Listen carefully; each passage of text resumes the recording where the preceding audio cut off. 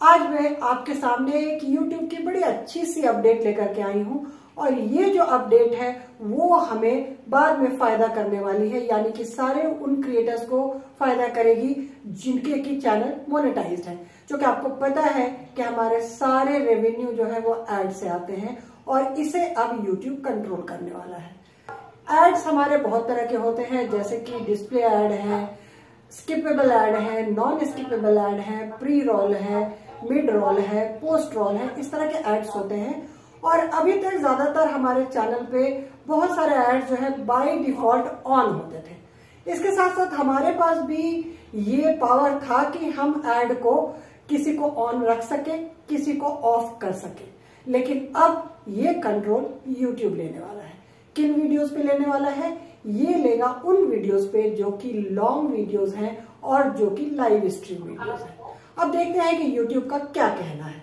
ये शुरुआत YouTube कह रहा है कि नवंबर में हम करने वाले हैं और ये इसलिए करने वाले हैं ताकि जो क्रिएटर है उसकी रेवेन्यू ऑप्टिमाइज हो सके। इसका कहना है कि कई बार जो हमारे ऑडियंस हमारे वीडियोस को देखते हैं तो कई एड्स उनके लिए हिंड्रेंस होते हैं। तो YouTube क्या करेगा? YouTube के पास सारी डेटा होती है, उसकी एनालिसिस ये शुरू से करता आ रहा है। अब YouTube इसे भी एनालाइज करेगा कि किस ऑडियंस को किस तरह के ऐड पसंद है और उस तरह के ऐड YouTube उन्हें दिखाएगा ताकि हमारी रेवेन्यू बढ़े। अब धीरे धीरे जो पॉइंट्स यहाँ लिखी हुई है उसे मैं पढ़ती हूँ और उसे मैं बतलाती जाती हूँ। पहला यह लिख रहा है, starting in November we are optimising creators revenue and taking the guess work out of which ad formats to use by removing individual ad control. हम अब कंट्रोल नहीं कर सकते हैं प्री रोल पे, पोस्ट रोल पे, नॉन स्किपेबल पे, skippable पे हम अब कंट्रोल नहीं कर सकते हैं।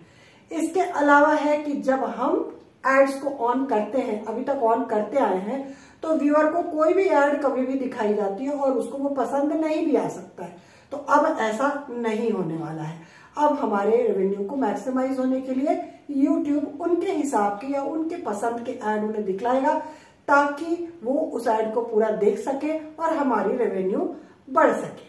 अब ये क्या है? These factors include the amount of time viewers are exposed to ads and the number of times an ad interrupts the video they are watching।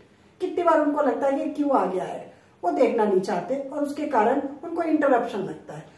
तो अब ये नए जितने भी अपलोड होंगे, हमारे जो पुराने अपलोड हो गए हैं और उसमें अगर हमने मोनेटाइजेशन टर्न ऑन करके रखा है तो उसमें पुराना ही चलेगा सिस्टम, लेकिन अब नवंबर से जो हम नए अपलोड्स करेंगे उस पर यूट्यूब का ये नया सिस्टम अप्लाई होगा, अनलेस हम अपने पुराने वीडियोस पे मोनेटाइजेशन को अपडेट नहीं करते हैं।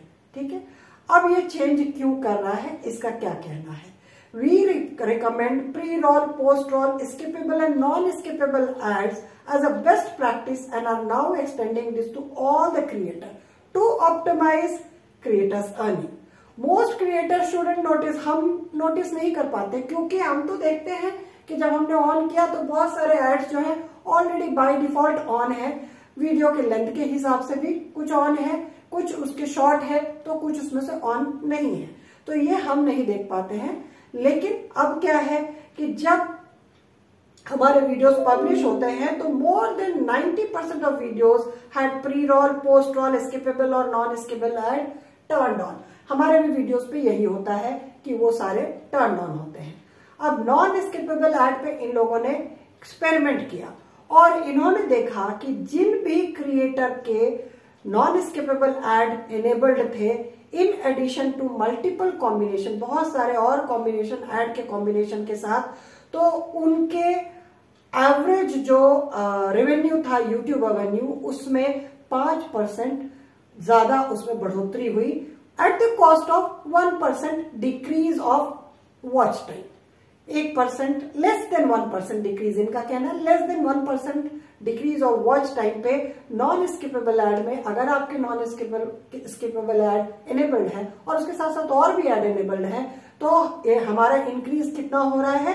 5%, जो हमारा YouTube का रेवेन्यू है। यही एक्सपेरिमेंट इन्होंने प्री रोल एड पे भी किया। ये पहला जो था ये नॉन स्किपेबल पे था, प्री रोल पे भी किया 2023 में, और इन्होंने ऑब्जर्व किया कि जिन क्रिएटर के प्री रोल एड एनेबल्ड थे in addition to multiple combination और भी एड्स के कॉम्बिनेशन में, तो उन्होंने उनके जो है इनके YouTube रेवेन्यू में 15% का इंक्रीज हुआ, लेकिन इनका जो व्यूअर्स का वॉच टाइम है वो लेस देन 5% डिक्रीज भी हुआ। ठीक है, ये किसके कंपैरिजन में? उन लोगों के कंपैरिजन में जिन्होंने इसको एनेबल नहीं किया था। तो अब और क्या ये चेंज कर रहा है, ये बताने वाला है कि अब यहाँ पे ये कर रहा है ये what else is changing since mid roll ad कब आता है? जब हमारा 8 मिनट से ऊपर का वीडियो होता है तो आता है। तो वैसे अगर लॉन्ग फॉर्म वीडियो है तो अगर हमारे पास एड है तो उसको अब YouTube मिड रोल एड पे हमें कंट्रोल दे रहा है। अब क्या है, जो ये मिड रोल एड है, मैंने आपको बताया कि ये कंट्रोल्स किसके लिए हैं? जो लाइव स्ट्रीमिंग कर रहे हैं और जो लॉन्ग वीडियोस बना रहे हैं। तो अगर हमारा mid roll ad live stream में आता है तो यहाँ पे क्या है, आपके पास ऑप्शन रहेगा कि आप YouTube को दे सकते हैं पावर कि भाई तुम देखो कहाँ ऐड डालना है कहाँ नहीं डालना है, या फिर आप उसको खुद भी इधर से उधर कर सकते हैं, यानी मैनुअली सेट कर सकते हैं। तो यहाँ पे कह रहा है कि to help creator earn while live streaming, creators can opt to have YouTube optimise और self select mid roll ad to appear at set intervals during a live stream. अब क्या करेगा, इसमें YouTube जो है आपको 60 सेकेंड का काउंट डाउन दिखाएगा एड दिखाने के पहले। तो आप देख रहे हैं कि काउंट डाउन है, तो आपके पास 2 ऑप्शन है, या तो आप उसको डिले कर सकते हैं या आप उसको स्किप कर सकते हैं। अभी डिले का ऑप्शन बाद में आएगा, पहले स्किप का ऑप्शन आएगा, तो आप जो है स्किप कर सकते हैं। और उसके साथ साथ डिले का एड का भी ऑप्शन आने वाला है, तो आप उसको 10 मिनट के लिए डिले भी कर सकते हैं।